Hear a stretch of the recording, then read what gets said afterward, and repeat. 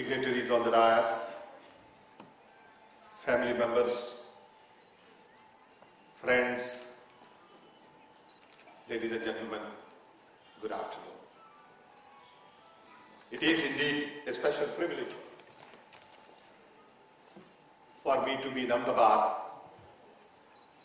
talking to a group like this on innovation initiatives and opportunities in India. Coming to Ahmedabad is always like coming home. I see so many of my friends, family members, people I don't get to see for a long time, and I meet them here for 5 minutes, 10 minutes. It's never enough. I don't do justice to them, as well as I don't do justice to myself. But I'm sort of a prisoner of my own time. I'm going to use every opportunity here, hopefully to talk to them and talk to many of you. It is good to see so many people. No problem. And it is also good to see so many young people. Innovations are the key to India in the 21st century. India has had long history and heritage related to innovations. We are known all over the world for the discovery of zero. No one could represent large number until zero was invented. Such a simple idea.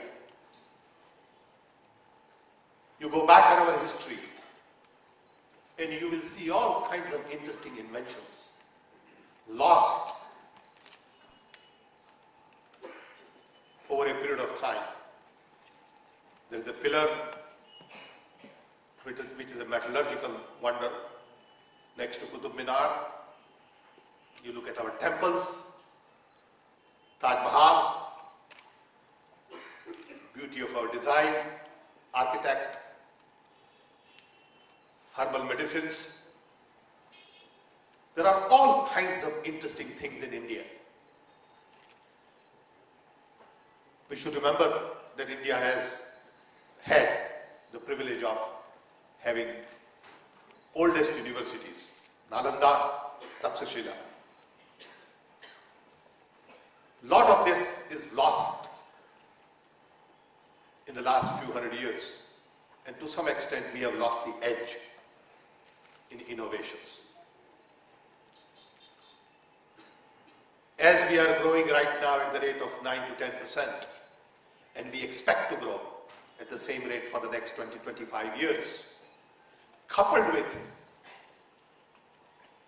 economic liberalization, privatization, globalization, free market economy, and very large population of young, 550 million below age of 25, demand that we innovate. We innovate in all walks of life. We innovate to really reduce costs, improve access. We innovate to improve productivity, efficiency, and really expedite the process of development, modernization, growth, and prosperity. Since many of you are from engineering colleges, I must remind you that the engineers and scientists create the largest number of jobs in the world. In the US, 4% of people go into engineering and sciences. They create 96% of new jobs. Can you imagine that? Look at all of the new companies, Microsoft, Google, Facebook, Apple. These companies did not exist almost 20-25 years ago. Today they are sitting on top of $1 trillion cash. They employ hundreds of thousands of people. It really started with a simple little idea in the minds of someone who then decided to nurture that idea.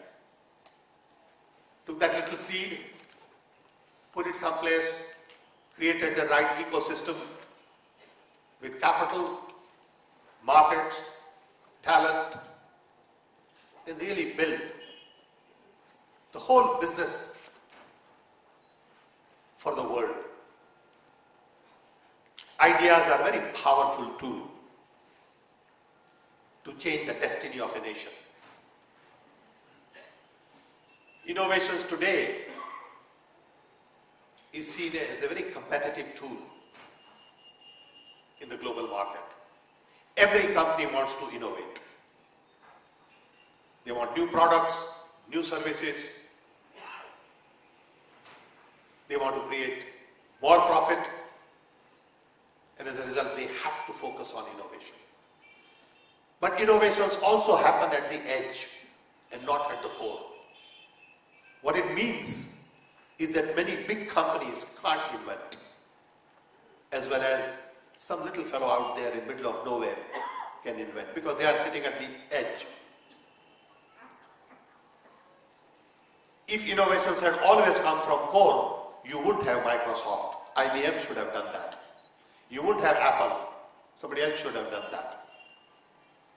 You wouldn't have Facebook. Microsoft should have created Facebook. Innovation is all about individual. How you think of new ideas, how you create and design future really defines innovation. Unfortunately, in our country, we don't have the innovation culture. We have lost, in the modern times, the focus that we need on innovation. I believe we are better suited for innovations because of our diversity. Diversity is a fertile ground for innovation. Because everything is crazy. Everything is different. Sound, smell, music, dress, people. When you have the diversity that we have, it is possible to connect different things to create something new. But innovation requires systematic effort. Innovations require you to think out of the box. Innovation requires you to see things that others don't see. It's all there in front of you, but you don't see it. And when you innovate, people would say, wow, it is so simple. How come I didn't think of it? Innovations require you to look at different patterns. It requires different focus. Each one of us do have ability to innovate. And innovation is not about laboratories and science and technology. To begin with, you got to innovate yourself. I always give my own example. I am a son of a carpenter. When I became telecom engineer, I left behind my roots in many ways, and I redefined myself. Then I filed some patents in the US, and I became inventor. Then I became a businessman. Then I gave up everything and came to India and got into social sector. If I look at my life, it's always about reinventing yourself, constantly taking risk, going from one area to another area to another area. Innovation is also about taking risk, because you are really looking at new frontiers. You're going to places where no one has gone before. You don't know whether you will succeed or you will fail. But you try enough new ideas, a few come through. You look at all venture capitalists. They always invest in 10 ideas, knowing that 2 will succeed well. Every idea is not necessarily a good idea. And a good idea not necessarily will succeed.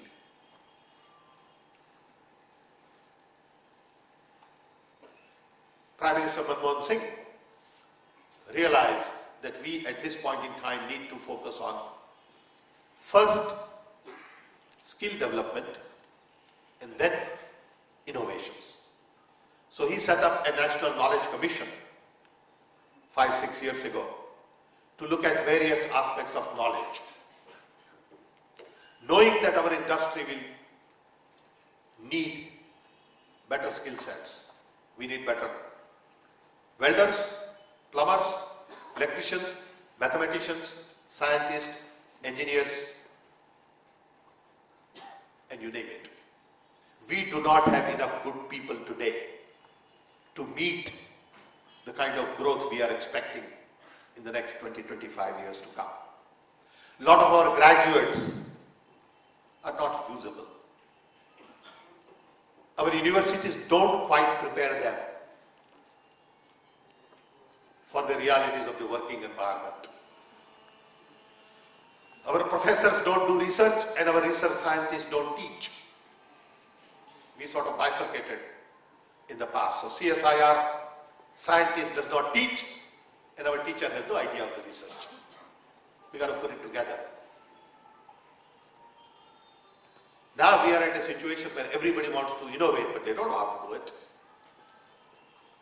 It's not about conversation. It's about culture. How do you create innovation culture? How do you change your mind? It's not easy.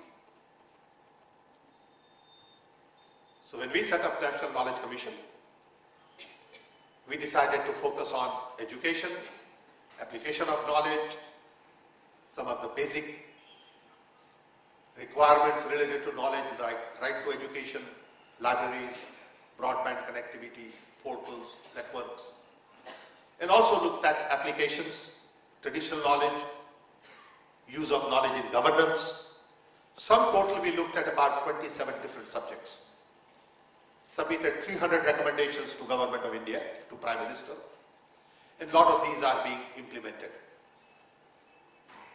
Some are taking roots, others are being debated, discussed, put in the form of bill, but a lot of these things are geared towards future.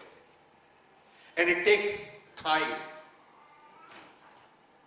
to socialize these ideas, to create bills, and to execute. These things don't happen in 2 years, 5 years.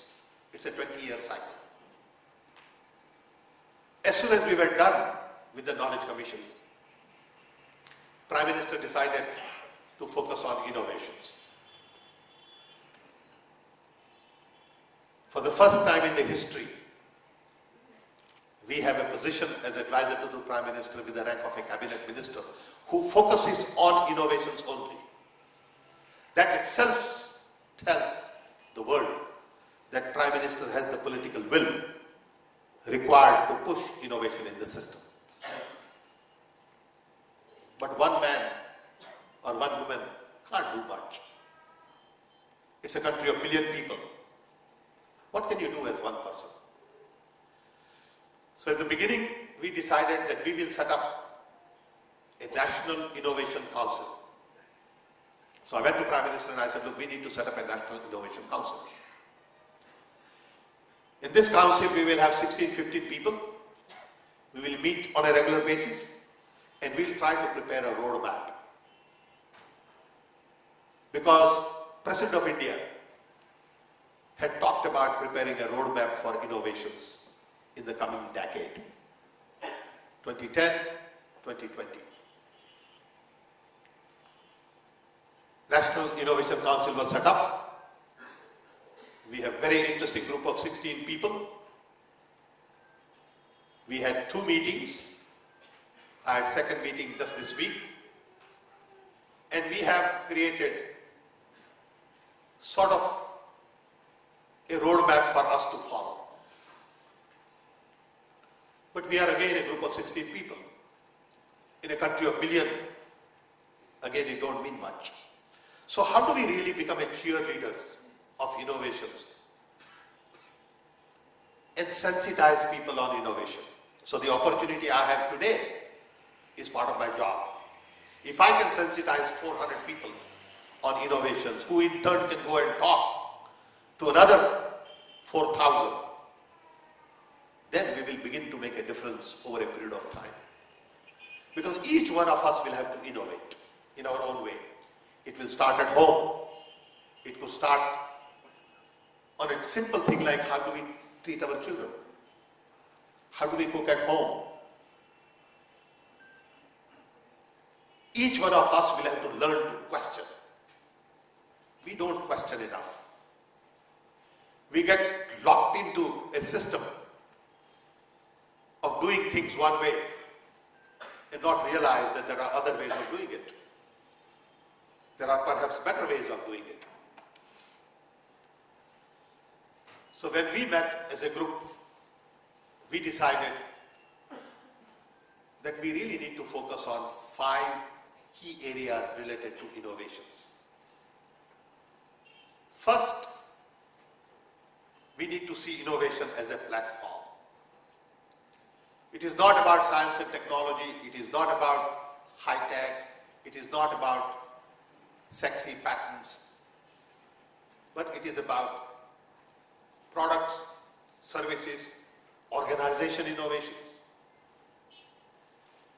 It is about processes, institutions, research and development, governance. How do you invent in the area of governance? It's about social innovations, cultural innovations, big innovations, small innovations, federal level, state level, district level. It's about changing mindset. That we can invent, we must invent, and we will invent. So first idea is it's a platform. Second idea is we want to focus on inclusion as the key area of innovation. Because I believe, and I've been saying this for the last 25 years, that the best brains in the world are busy solving problems of the rich who really don't have problems to solve. As a result, problems of the poor don't get the right kind of talent. We have the capacity and the need to solve the problems of the poor. We can solve problems of the poor not just for India but for the world. And we must focus on bottom of the pyramid. What does it mean to solve problems of the poor and bottom of the pyramid? It means creating awareness, improving access, focus on affordability. If you don't lower cost, many people will not be able to buy, use. If you can't increase their income, they won't have capacity to buy anything you make. Availability, scalability, sustainability, quality, and you have to make sure that technology that you invent, products that you invent, become pervasive. I remember as a young man buying my first car in the US for $125. And we had to learn a lot as to what is inside the hood. Carburetor, plugs, points, battery, fan, radiator. All of a sudden in 40 years people forgot what is inside the hood. Because nothing goes wrong in the car. But that technology has now evolved to a point which is pretty reliable. So you have to really make these things pervasive. Innovations at the bottom of the pyramid require very special skill.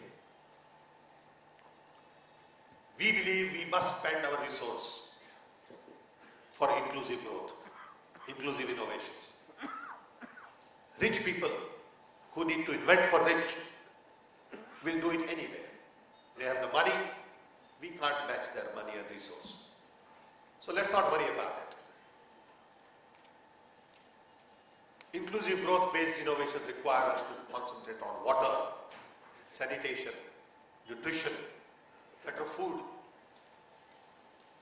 You know, there is this big debate on genetically modified food in India. But let me tell you, over a period of time, you can't avoid it. Every food we eat today is genetically modified by nature, not by people perhaps. There is a book called Gulls, Germs and Steel by Jerry Diamond, which talks about human civilization. In that book, there is a chapter on how almond became edible.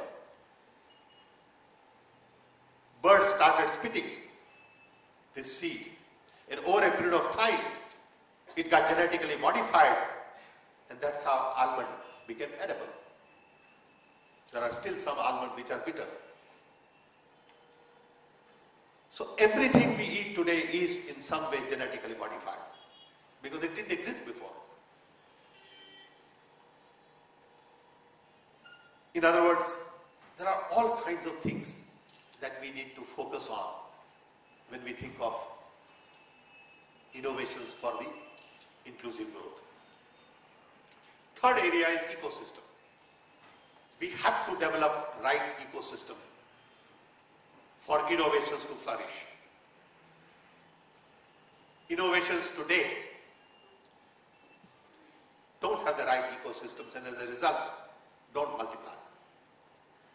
So you need to provide incentives, awards to young people, inventors, recognize them. You have to think of policies and programs. You have to provide risk capital, venture capital, angel investors, private equity, intellectual properties, patents, copyright, trademarks. The web and internet is a great tool to create right ecosystem. The fourth area is drivers. We got to define the right drivers for innovation. A simple example would be durability versus disposability. Do you want our products to be disposable, or do you want our products to be durable? Because if it is disposable, it is going to have garbage implications on environment. A few months ago, I had talked about somebody in the US who designed a chicken without feather. In the world, there are lots of chickens that we kill every day to feed people. That number may be 50 million or so per day. Think of the feathers that you have to take out, and think of the garbage. What do you do with those feathers? Where do you put them? So you put them in landfill. So some bright scientist in the US said, can I design a chicken without feather? Same food value. And he did, and I've seen one. Looks a little odd. Exactly same food value, but no feathers. Genetically engineering. All of this is going to happen. Somebody will take banana and potato and create a new food.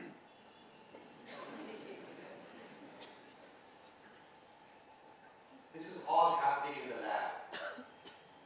It will come out of the ground very soon. So the drivers are very important. Do you focus on need, or do you focus on demand? How do you look at nature? Do you see that more as to nurture, something to nurture, or something to fight?